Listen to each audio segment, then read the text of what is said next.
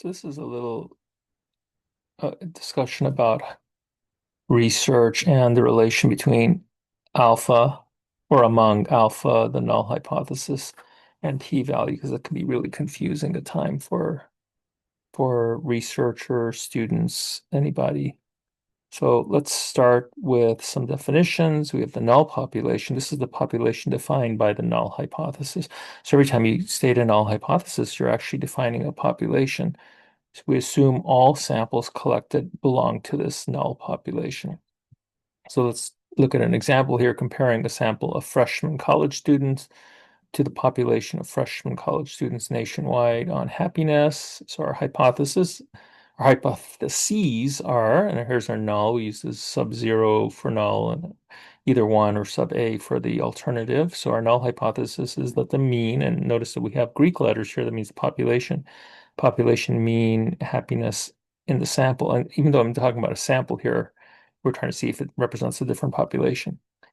Population mean happiness for the sample is equal to the population happiness in general in the population. And our alternative hypothesis is that the sample mean is greater than the population mean on happiness.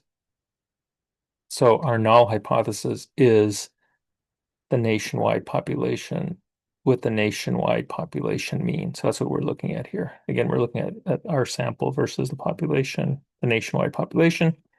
And also look at our alternative hypothesis. You'll notice it's directional. So we have the greater than symbol. I could have less than, or I could have not equal to. If I have non-equal, then we are not sure the direction of the relation. Like, is the sample mean greater than the population mean or less? But here we're stating that it's greater. This is known as a one-tail test because we're only using one tail. Here's an example of a distribution. We're using one of the tails. These are the tails, right? This is the hump is where the population mean is. Okay. So this is a picture of the sampling distribution of the mean, just for reference, as I'll talk about it here and there. So samples are collected from the population.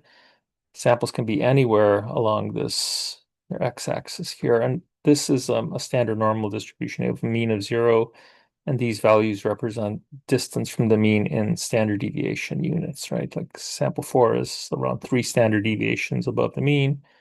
Sample 2 is only about 1 standard deviation above the mean. You can be below the mean as well.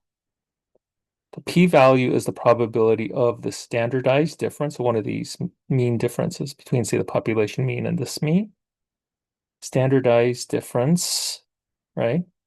Or greater, the probability of that standardized difference or greater given the null hypothesis is true. So what's the probability that sample 4 is where it is, right? In relation to the population mean, where it is or larger. So that's what we're looking at. The sampling distribution, I mean, we're looking actually at the means themselves here, right?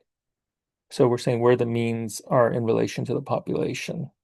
The mean of all of these sample means is the population mean. The standard deviation of all these sample means is something we call the standard error of the mean. It's basically a weighted standard deviations because we have to take into account the sample size, and you can work this out yourself. Actually, I probably have a video that shows you how we arrive at this equation for the standard error, but you'll see that it's weighted. So sample size is going to have an effect on the denominator here. Okay.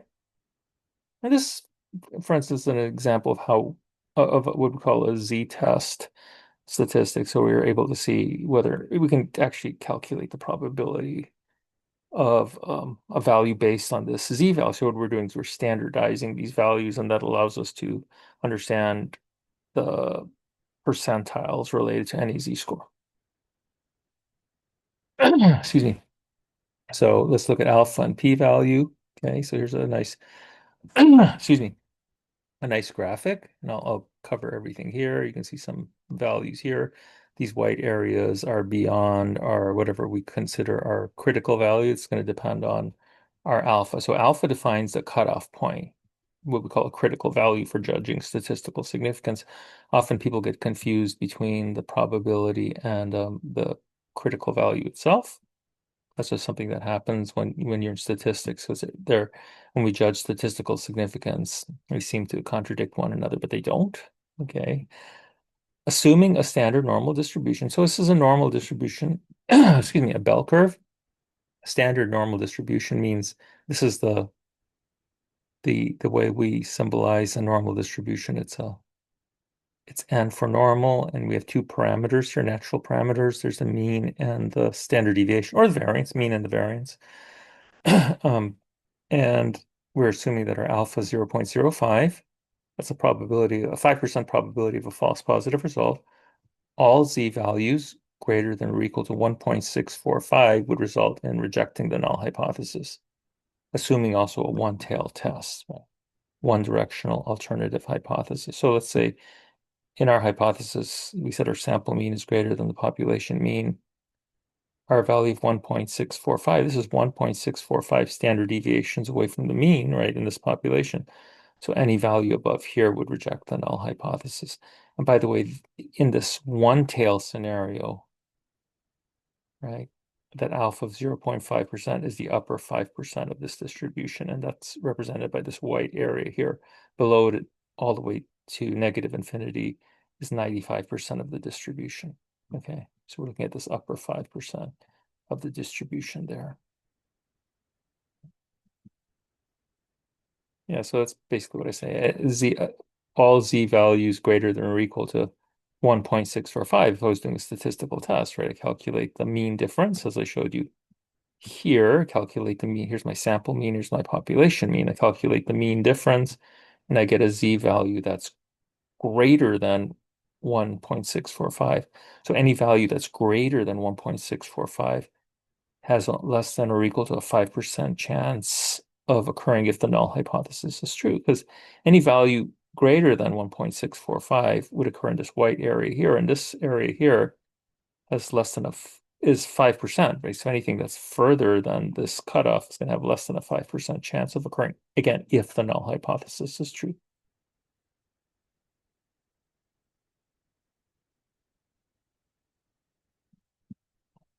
So assume we calculated a z value of 1.964.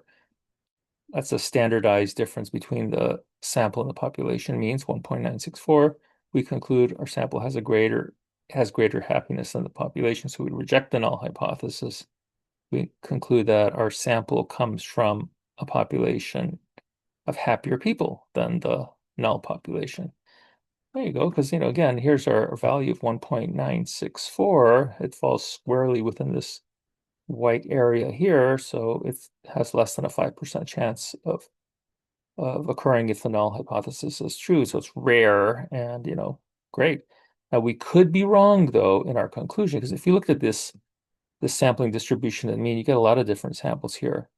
And some of these samples may be different for spurious reasons, Like for instance, here in Philly, something could have happened that made people really happy that day, like the Phillies won an important game, or there was a great weather day and people were so excited, so they were happier than normal, right? So this could be a false positive. However, the probability of z-score of 1.96 or greater is only 2.5%. And that's pretty low. So, we can live with being wrong 2.5% of the time. So we can live with that because, we said we'll accept anything that's 5% or lower in terms of probability of occurring if the null hypothesis is true. If we did a two-tail test instead, it would be far harder to reject the null hypothesis. So when we do a two-tail test, we're saying, well, we don't know if the difference is in one direction or the other. So that 5% alpha, we have to split it in half. And we're going to split it in half with 2.5% being here and 2.5% being here. And the reason I picked 1.964 for our example is because that's the cutoff point for two-tail test. So what happens is you have to be further away from the mean in order to reject the null hypothesis. You just make your life more difficult. That reduces your power. Power is the ability to reject a false null hypothesis. That, my friends, is a great little discussion on hypothesis testing. You can watch it over and over again. Always ask me questions if you need. Thank you very much. Have a wonderful day. Now it's time for me to go do a lecture.